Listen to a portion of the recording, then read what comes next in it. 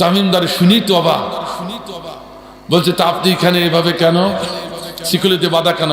আল্লাহ আমার সিকিউরিটি বেঁধে রেখেছে, আমি বারবার চেষ্টা করছি বেরোবার জন্য, পারছি না, সিকিউরিটি বেঁধে রেখেছে।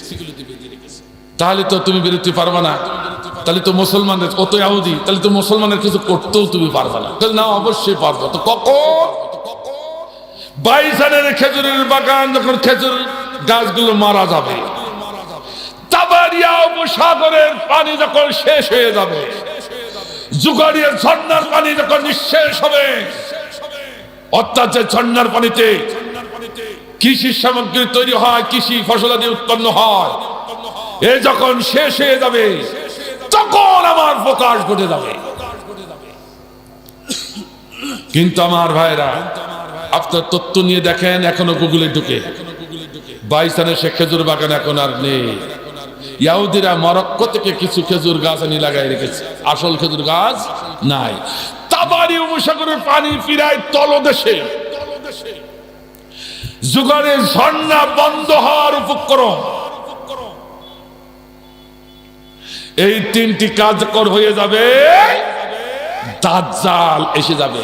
এইটা ইহুদি খ্রিস্টানরা বলল দাজ্জাল এসে গেছে, আসলো আর কি ইহুদিরা।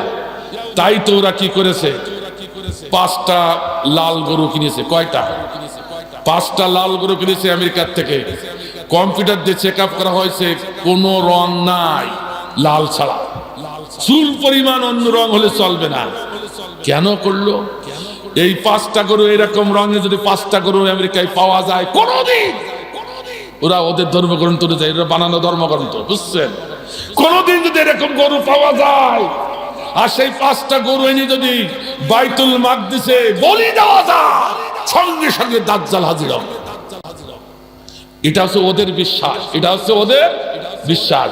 তাই তারা দেখেছে, এতদিন তালাশ করছে, পাচ্ছে না, হঠাৎ করে 5টা গরু পেয়ে গেছে, কিনে এনে হাজির ইসরায়েল।